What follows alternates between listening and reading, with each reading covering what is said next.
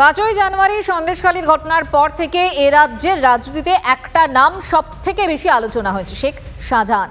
20 দিনের বেশি সময় পেরিয়ে গিয়েছে, কিন্তু এখনো তার টিকিটই ছুঁতে পারেনি কেউই।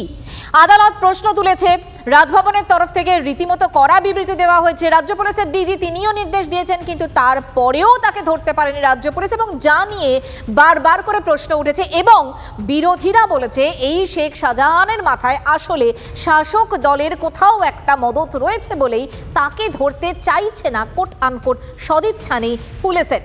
কিন্তু এবার প্রশ্ন উঠছে, সেই শেখ শাহজাহানের মাথার উপর থেকে কি হাত তুলছে দল? এই প্রথম শাহজাহানের প্রকাশ্য সমালোচনায় কে? হেভিওয়েট শাসক মন্ত্রী ফিরহাদ হাকিম। শুনুন। যা দেখলাম টিভিতে, মাথা ফাটিয়েছে, অন্যায় করেছে।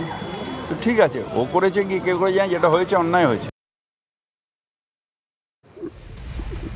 সায়ন্ত ভট্টাচার্য আমাদের সঙ্গে রয়েছেন, আমাদের প্রতিনিধি। সায়ন্ত, দেখো, এই ঘটনা ঘটার পর পঞ্চায়েত প্রধান তিনি বলেছিলেন এলাকাতেই রয়েছে শেখ শাহজাহান।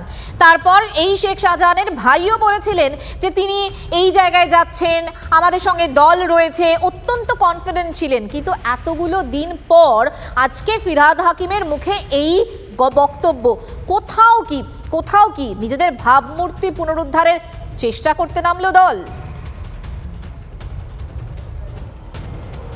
একদমই, দেখো, ভাবমূর্তি উদ্ধারের চেষ্টা শুধু যে বলবো তা নয়, এর সঙ্গে রয়েছে শাহজাহানের মাথা থেকে হাত তুলে নেওয়া।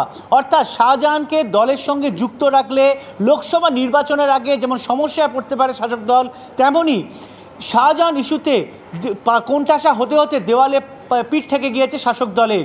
কারণ তারা যে তথ্যগুলোকে খাড়া করেছিল শাহজাহান কাণ্ডের পর, অর্থাৎ সন্দেশখালী কাণ্ডের পর, সেই তথ্যগুলো কিন্তু ধোপে আর টেকেনি। আর সেই কারণে শান্ত, দেখো, ঠিক, আমি যদি ধরেও নিই যে এই মুহূর্তে সত্যি দেওয়ালে পিঠ থেকে গেছে, কারণ শুধুমাত্র রাজনৈতিক বা বিরোধী দলগুলো বলেছে তেমনটা নয়, এ নিয়ে আদালত পর্যন্ত প্রশ্ন তুলেছে রাজ্য পুলিশের ভূমিকা নিয়ে। এরকম একটা জায়গায় এতদিন সময় কেন লেগে গেল? এই সময়টা শাসক দল কেন নিল? একদমই, এটা নিয়ে কিন্তু প্রশ্ন রয়ে যাচ্ছে, শাসক দল এতদিন কেন সময় নিল। যেটা শাসক দল সূত্রে খবর, যেটা অন্দরমহল সূত্রে খবর, সেটা নিয়ে যেটা জানা যাচ্ছে যে নিজেদের মধ্যে মূল্যায়ন, যে সন্দেশখালী ঘটনাটি কতটা তাদের সমস্যায় ফেলেছে, এই বিষয়টি মূল্যায়ন করতেই লেগে গেল এতদিন।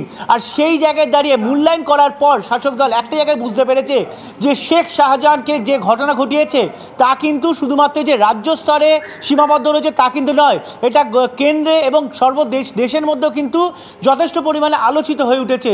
আর সেই জায়গায় দাঁড়িয়ে শেখ শাহজাহান এখন পর্যন্ত নিখোঁজ। পুলিশ জানে, বিজেপি দাবি করছে পুলিশ জানে, শাসক দল জানে, তারপরে কোনো তার বিরুদ্ধে ব্যবস্থা হচ্ছে না বা তাকে ধরা হচ্ছে না।